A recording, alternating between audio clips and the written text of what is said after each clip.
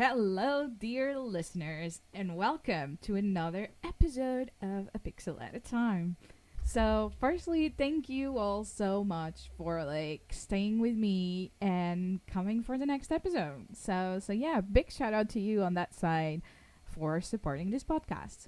So, today we're going to do our first episode of industry insights, highlights, news, and all that jazz.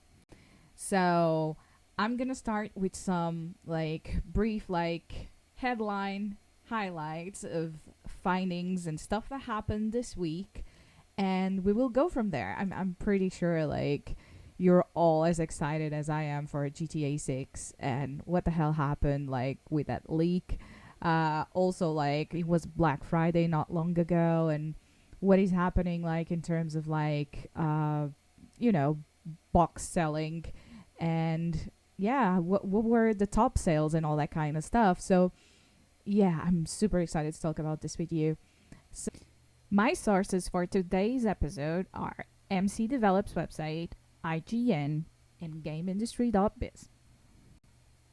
I want to start, I think, with a thing of the moment, especially with the Video Game Awards being tomorrow night. Yes, I'm filming this on the 6th of December. So yeah, very very close to the Video Game Awards. And yeah, you need to tell me who you think is going to win on those categories.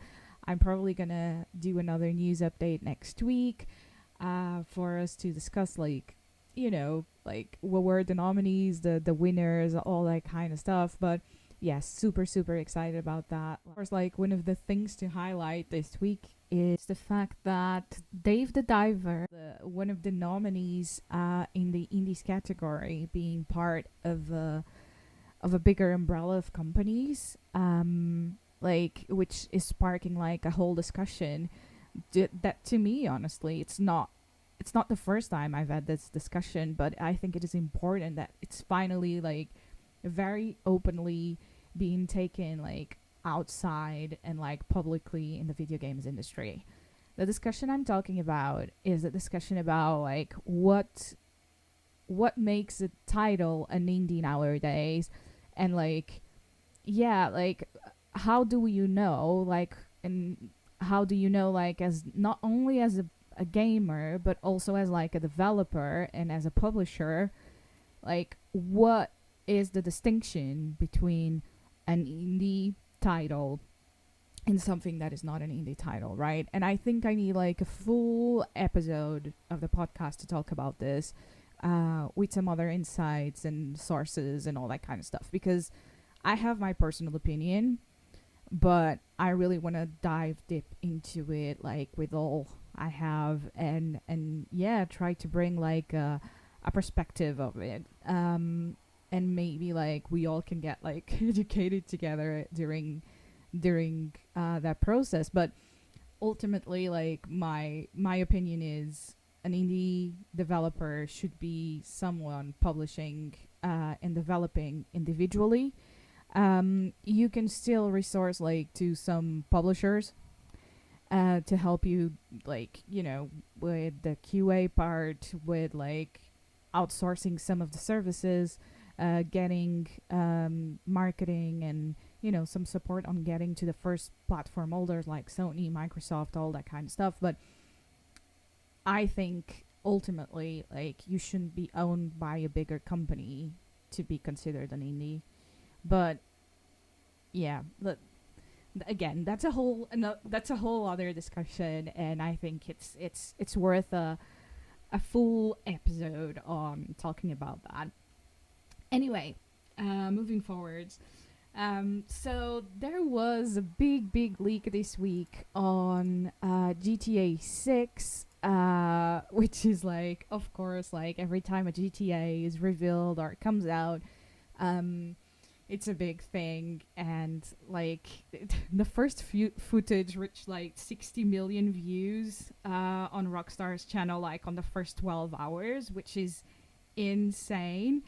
And yeah, it is expected to overtake GTA 5 views within a few days, which is it's insane, right? Like for a game that gets released like every, I don't know, every 10 years maybe a GTA comes out. Like, and I think everyone knows GTA in the world. It's like there's a few franchises everyone knows, and I'm pretty sure GTA is one of those. So yeah. Other things to say about this trailer. I don't know what you think, but I really, really want to know. So leave some messages, audio messages, or whatever you can to contact me. Like just telling me what you thought of this trailer, because I thought it was dope.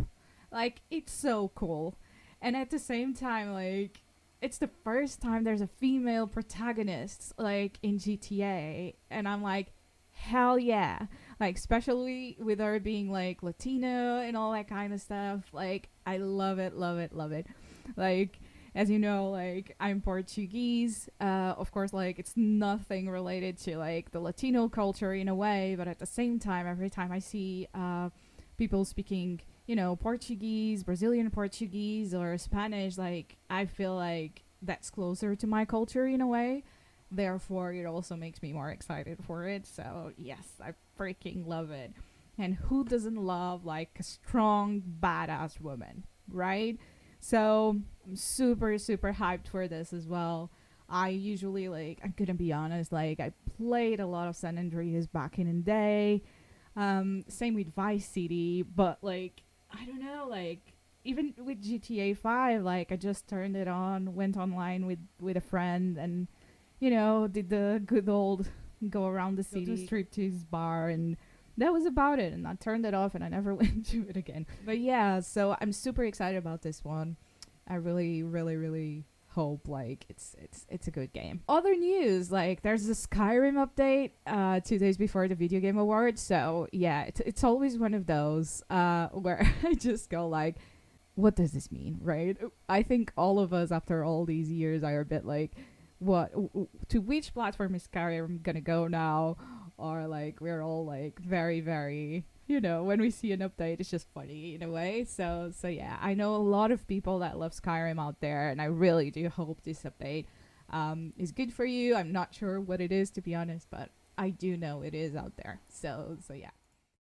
Regarding Black Friday was a couple of weeks ago now, and I think the most interesting aspect about this Black Friday for video game sales was the fact that video games suffered deep in physical sales, and we saw a bigger increase on the digital sales, which is normal, I think, especially when we consider that like PlayStation 5 has two versions, right? It has the version with the CD and the version without the CD, the full digital version.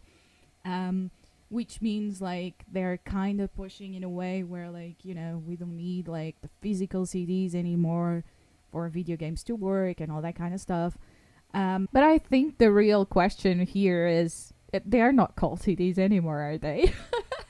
You tell me, like, leave me a message or something, because yeah, it's supposed to be Blu-ray, so I'm still from the time of the CDs, like, and the cassettes and all that kind of stuff.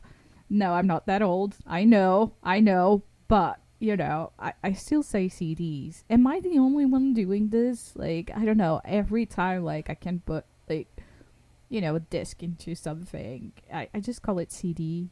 Sometimes I even call it DVD, even though it's a Blu-ray. Like, I don't know. I hope I'm not the only one on this train, but do let me know if I'm the only one on this train. I do want to know this. So, going back to having physical copies versus digital. Personally, I do like having my video games. Like, I don't know if something's gonna happen one day or whatever, and I'm a big collector. And the games that I really like to have the box and the CD so that I can put in the PlayStation myself. So, I'm not a big fan of digital only.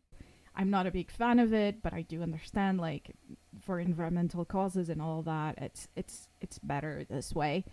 But that being said, at the same time, like, again, I do like my boxes, so it's a problem. At the same time, like, I think what I want to say is I'm super sad that some of the last games I have had, like Spider-Man 2, Horizon Forbidden West, like, they don't come with CDs inside anymore. Like even when you buy like the collector's edition of it, and oh, that has been saddening me so much. Like it still comes with a steelbook case, but it doesn't come with a game inside. Is it just me that really feels sad about this? Like, please do let me know, because I'm very, very like, oh, again, every time it happens I just go, oh, again, and it's a bit sad. Anyway, going back to the Black Friday sales, like it's super interesting because there were some promotions being made, and like the Batman Arkham trilogy is at number 28 on the charts. Walking Dead Destinies is at 29, but we also see like Cyberpunk 2077 and Forspoken made their way into the top 20s because of the promotions, which is very, very cool to see. Both of those games had like a big, big backlash when they came out, and it's just nice to see those games that honestly, in my personal opinion, do not deserve the hate they had, or like, when something gets a bad reputation, it's very hard to then to take it off. And those games aren't bad games, right? I think they do deserve a second chance. And I think like if you really like I'm playing Forspoken at the moment, so like if you liked like Final Fantasy 15 or that kind of genre of games, like honestly, if you haven't yet, give a chance to Forspoken, because it's an amazing game. Honestly, it's not a perfect game, no, by far. Like that's not what I'm saying, but it's a quite enjoyable game with very well designed loops that keeps you going, and you want to know more and gather more spells. Just like honestly, just get through that beginning. I mean, I'm not gonna lie, the beginning is a bit rough because the map is so big and you need to learn some spells like to make traversal more fun. But as you go through it, it gets very, very fun. So I do recommend that you give it a second chance. About Cyberpunk, like I can't talk as much because I haven't played the game, but from the footage and from seeing some friends playing, I can tell you like it's not like all the bad propaganda this game has. It also doesn't live up to it. So give it a try as well if you like the genre or if you like the cyberpunk aesthetic. Like do give a try at this game that seems to be so amazing and had so much work put into it. Having said that, let's go to the top 10 of games right now. So in first we have EA Sports FC 24. In second, we're seeing Hogwarts Legacy, followed by Super Mario Bros. Wonder.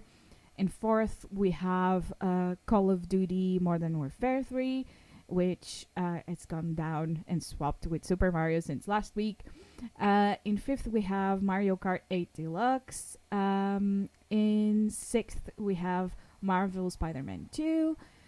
Seventh, Nintendo Switch Sports. Eighth, Minecraft for Nintendo Switch. 9, Star Wars Jedi Survivor, and 10, Mortal Kombat 1. So yeah, that's where we are, and those are the things that we are seeing at the moment and the trends.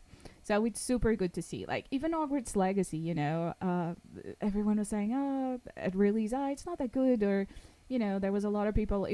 I felt like it was very, very split. Very polarized in a way. People that were saying, oh, it's great, and people that were saying, oh, it's not that good. So yeah, it's good to see these kind of games like still on the charts and still like in number 2, and really kicking ass in the boxed like sales. So yeah, I'm super, super proud of this. Moving on to our next topic. Bandai Namco is expected to open 3 more stores in the UK, one in Ealing, one in Brighton, and one in Sheffield. So yeah, if you are in these locations, like just give them a look when they come out. Also, Twitch is to cease operations within Korea in the next year, and they are trying to help creators to move to alternative live services. So this is a big thing. And I think we should go in depth in a different episode, because like sometimes some platforms are like seriously expensive to keep in some countries, which is the case of Twitch in Korea. I think it's due to some of the network prices. So yeah, Twitch had to make an executive decision of cancel the platform in that country, which I'm sure it was a very hard decision for them to make. Bad news on a sadder tone. More layoffs in the games industry, specifically on EA and also on the League of Geeks. And it's very, very saddening to see. I know none of these companies probably want to release anyone, let anyone go. So, support to them. And I'm sorry that if you are one of the people going through this. So I'm going to leave some job openings here, and in case anyone is interested, just for you to look at. One of the programs for jobs that you can get into, it's develop/jobs on the MC Develop website. They look for development twice a year, so do check it out. I'm gonna leave the link in the description as well. In other news, a little to the left cleans up 1 million sales. Whoa, right? Whoa. Like, a little to the left is a cozy game, kind of like in the genre of the cozy game. And it was released in November 2022. It launched originally on PC and Nintendo Switch. And yeah, last week or a couple of weeks ago, they reached 1 million sales. So congratulations, to Max Inferno on reaching this, and to their publisher for supporting them as well. So thank you so much, for still believing in indie games, and for making all of us that believing in indie dream also have a little more strength and be an inspiration. So congratulations to you, and I hope you keep growing and making the games you want to make. As for December, the last month of the year, we have a few game events coming up. Today, on the 6th of December, we have the G-Gade 2023, which is a day of conferences and virtual activities in Quebec, in the region of Quebec in Canada. So yeah, that's happening today. Tomorrow we have Playtopia in South Africa. We have the Hit Games Conference on the 14th, which is an online conference focused on marketing and growth in the games industry. And on the 15th of December, we have the Bilbao International Games Conference. So these are the big events that I can highlight still coming this month. Cool. I think that's a wrap, really. I think those are the things that we have to cover for this quick news update this week. So I hope you enjoyed this slash of news, and if you have anything you want to talk about or that you want me to address in one of these episodes, send me an email and I can consider it. And I'm gonna be asking send me your stories or things about the video games industry, so that I can read them and talk about them on the podcast episodes or on some of these episodes, right after the news part. So yeah, do let me know any stories you want to share, embarrassing stories about the video games industry, or presentations you have that gone wrong, or whatever you want to share. Really, let's talk about it, and yeah, let's give it visibility. Yeah, it's gonna be fun. I'm pretty sure. So yeah, it's super good to see. I think a nice way to wrap up is to talk about how as I mentioned earlier, the top of games sold, most of them are either party co-op games or single player games, and I think that reflects a bit of the trends of the industry.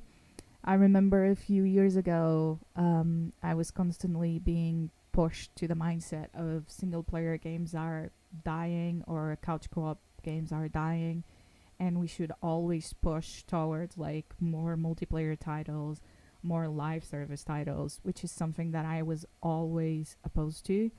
Not that I don't think those games shouldn't exist. That's not what I'm saying in any way, shape, or form. I just think there's space for all types of games, and I honestly think the the targets for multiplayer market and the targets for single player market are very different. And I think a lot of game development companies try to go and, go down the route of making a multiplayer kind of game that tries to appeal to the masses. And it's data that we can use to prove that single player games aren't dead, and that's very, very, very good to see. All right, so that's it for this week. Then you know where to find me. You can find me on Patreon if you really like and you want to support me. There's different tiers starting at $2 and going up to 25. So you can check it out. I'm gonna leave the links. You can also buy me a coffee on Ko-fi, and you can search for me by typing my name. That's Ines Lagarto with a space in the middle. So INES space LAGARTO. You can find me on any of those platforms or on YouTube for my video about why I left the video games industry and started this life of podcasting and YouTubing. If you haven't watched it yet, go there and check it out. It's going to be very helpful. So yeah, that's it for this week. Thank you all for listening, and don't forget to take it a pixel at a time. Bye-bye.